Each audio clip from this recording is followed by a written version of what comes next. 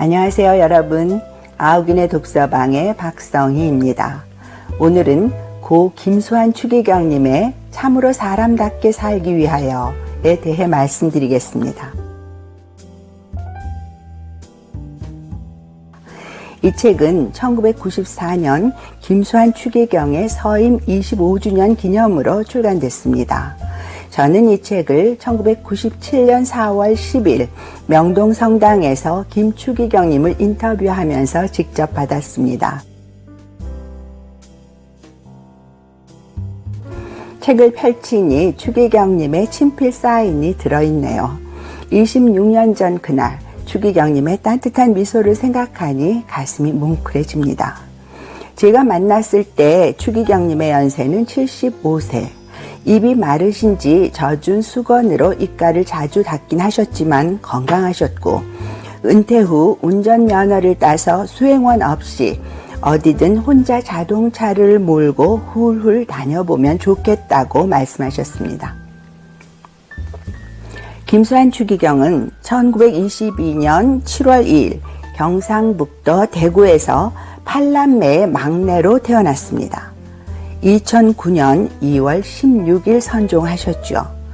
내년 2월이면 어느새 선종 15주기가 되네요. 세례명은 스테파노였습니다.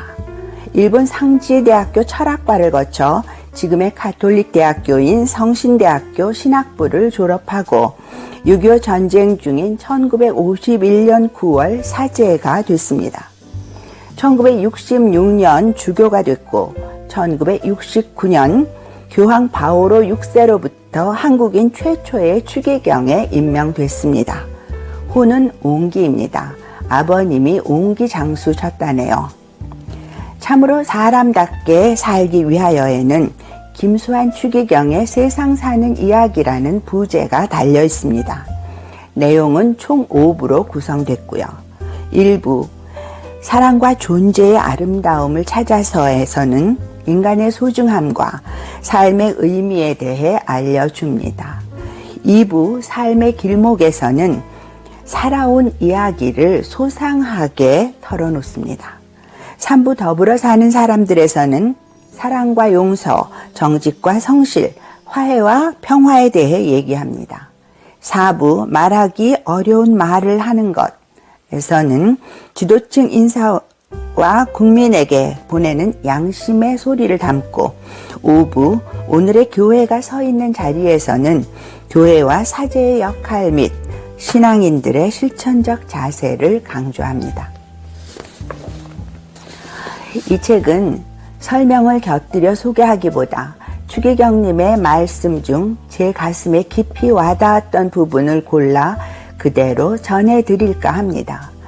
추기경님의 솔직하고 절절한 말씀이 여러분의 가슴에 때론 번개처럼 번쩍, 때론 봄날의 햇살처럼 따스하게 다가섰으면 좋겠습니다. 첫 번째는 용서에 대한 것입니다. 추기경께서는 이렇게 말씀하셨습니다. 우리는 왜 용서할 줄을 모릅니까? 왜 용서가 힘들고 마음에 맺힌 것을 풀기가 힘듭니까? 근본적인 이유는 나 자신이 얼마나 용서를 받아야 할 사람인지 모르기 때문입니다. 대체로 남을 용서해야 한다는 생각은 자주 갖는데 내가 용서를 받아야 한다는 생각은 별로 하지 않습니다. 잘못한 것이 별로 없다고 자부하기 때문입니다. 자신이 용서를 받아야 할 필요를 많이 느끼는 사람이 남을 용서할 줄도 아는 사람입니다. 어머니에 대한 회고는 읽는 사람의 마음을 울립니다. 어머니는 내가 막내여서 그랬겠지만 나에 대한 애정이 대단했습니다. 그런데 자식이란 크면서 어머니의 품을 떠나고도 싶은 모양입니다. 나도 가끔 갈등을 느꼈습니다. 어머니가 나를 너무 사랑하는 듯해서 그게 싫어졌고 어머니한테서 해방되고 싶은 생각마저 들었습니다. 그럴 무렵 학병에 끌려갔고 하던 공부가 철학이어서 그랬는지는 몰라도 죽음에 대한 생각을 했고 만일 죽는다면 어머니가 보지 않는 먼 곳에서 죽고 싶었습니다. 그런데 학병으로 나가 막상 죽을 위험이 닥치자 나는 정반대로 어머니가 보고 싶고 어머니 품에서 죽고 싶은 강렬한 소망에 사로잡혔습니다. 원래는 평범한 사람으로 살고 싶었다는 대목에선 가슴이 먹먹해집니다. 솔직히 말해서 나는 어릴 때 신부가 되기 싫었습니다. 내가 신부가 안 됐다면 무엇을 해먹고 살았을까요? 장사하자니 주변 머리가 없고 땅을 파자니 기력이 달리고 나는 원래 평범한 사람으로 살고 싶었습니다. 커서 기차를 타고 어디를 갈 때도 해질 무렵 조그만 집에서 연기가 올라오는 걸 보면 저 집은 얼마나 단란하겠는가 생각하면서 나 자신을 그 집의 주인공으로 상상해 보곤 했습니다. 아, 그렇게 됐으면 얼마나 좋을까. 그 다음 대목은 추기경 님도 그러셨구나 싶어 코끝이 찡해집니다. 이제는 너무 늦어 그 같은 생각은 못하겠고 잘 죽었으면 합니다. 안심하라 아들아, 너는 죄를 용서받으리라 라는 기도서 구절을 곧잘 읽는데 이보다 더 위안받는 말이 없습니다. 한 인간으로서 일생을 살아가는 동안 내가 누구를 온전한 마음으로 사랑한 일도 없고 세월이 지나면서 덕을 자꾸 닦아야 하는데 그것도 안 됩니다. 변덕만 자꾸 늘어가는데 변덕도 덕입니까? 앞으로 꼭 하고 싶은 일을 한 가지 말한다면 정말 잘 살고 싶습니다. 잘 살려면 나 자신이 완전히 죽어야 하는데 나는 아직도 그렇지 못합니다. 그리고 마음으로 원하는 것이 있다면 김삿갓처럼 정처 없이 돌아다니는 방랑에 대한 그리움이 있습니다. 늘 자동차를 타고 비서 신부가 수행하고 주변에서 자꾸 그렇게 해주는데 나 자신 독립성을 잃는 것 같기도 하고 해방되고도 싶어서요. 가끔 혼자 전철이나 버스 타고 가는데 어떤 때는 혹시 추기경 님이 아니세요? 라는 질문을 받을 때도 있습니다. 그러면 그런 말을 많이 듣습니다. 라고 대답합니다. 기도와 사랑에 대한 말씀은 공감 100%입니다. 오래전에 기도를 삶의 중심으로 삼고 있는 평신자들과 만난 적이 있습니다. 그분들에게 한결같이 어떻게 기도를 합니까? 라고 물었습니다. 여러 답을 듣던 중 어떤 중국 여성이 기도는 기도하면서 어떻게 하는 것인지 알게 됩니다. 라고 했던 말이 잊혀지지 않습니다. 기도는 결국 끊임없이 기도함으로써 알 수 있는 것입니다. 남편은 아내를, 아내는 남편을 위해서, 그리고 모두가 이웃을 위해 순교한다는 자세로 살아야 합니다. 보이는 이웃을 사랑하지 못하면서 보이지 않는 하나님을 사랑할 수는 없습니다. 성탄절을 앞두고 하신 말씀도 마찬가지입니다. 오늘 밤에 그리스도가 만일 다시 오신다면 결코 환락의 결의가 아닐 것입니다. 명동과 같은 도심부가 아닐 것입니다.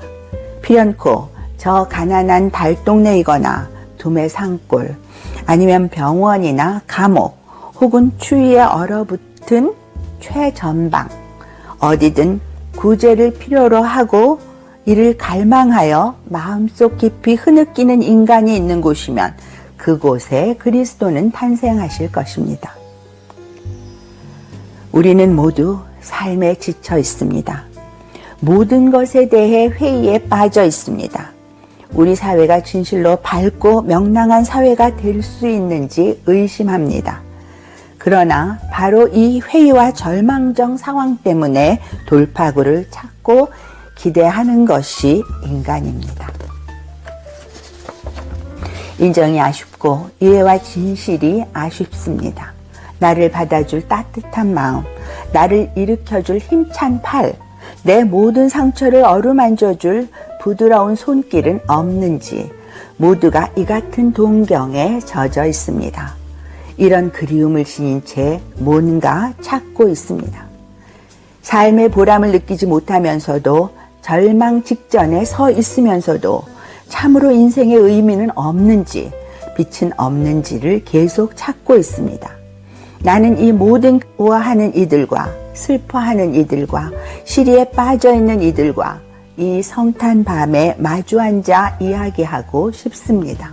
그들의 고통, 그들의 회의, 그들의 슬픔을 나누고 싶습니다.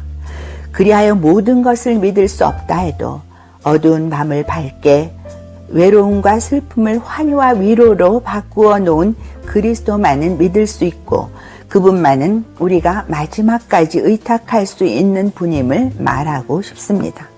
그리스도를 따르는 것, 그것은 결국 그리스도가 우리를 지극한 사랑으로 사랑했듯이 우리가 서로 사랑하는 것입니다. 참으로 서로 위하고 서로 돕는 것입니다. 여기엔 자기 희생의 고통과 희생이 없을 수 없습니다.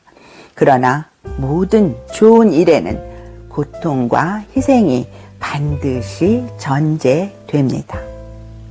지금까지 웅기 김수환 추기경의 세상 사는 이야기를 담은 참으로 사람답게 살기 위하여에 대해 말씀드렸습니다. 들으시는 동안 가슴이 조금은 따스해지셨으면 좋겠습니다. 오늘도 아욱인의 독서방과 함께 해주셔서 감사합니다.